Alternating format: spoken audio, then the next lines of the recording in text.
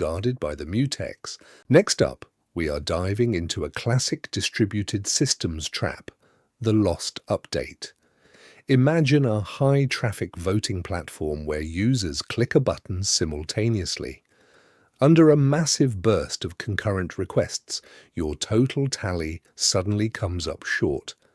Votes are actively disappearing into thin air. Once again, we turn to the Develow AI chat to prompt engineer ourselves to a solution. We ask, first find the data models for the votes counter and tell me where the concurrent race condition is happening. The AI analyzes the file and points directly to our /API/vote route. The handler performs an unsynchronized read-modify-write operation.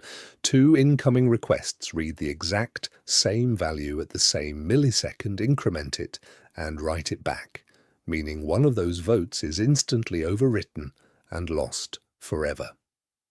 We check the tests via the chat tool to verify that the test environment fires hundreds of concurrent requests, simultaneously to verify an exact tally.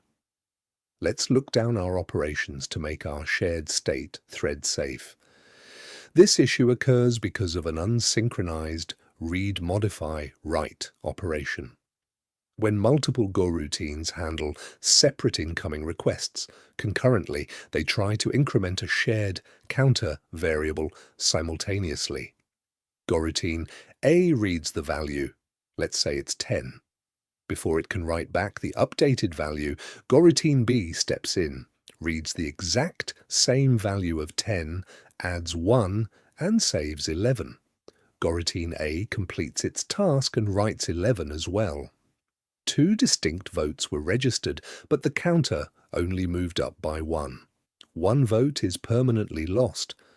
To prevent this data race, we must turn our read-modify-write step into an atomic transaction by introducing mutual exclusion barriers. Let's look at how easily we can neutralize this data race using Go's built-in synchronization tools. Inside our /API/vote handler, we tap directly into our data store's existing mutex. By placing store.mu.lock right before we touch our increment logic, we ensure that exactly one Go routine can modify the counter at any given millisecond. Even if thousands of concurrent votes land on our server at the exact same fraction of a second, the Go runtime forces them to queue up orderly. Each Go routine safely reads the previous execution's output, calculates the next chronological value, updates the store, and frees up the lock for the next request in line. Let's fire up our Docker containers and run the test suite. Perfect.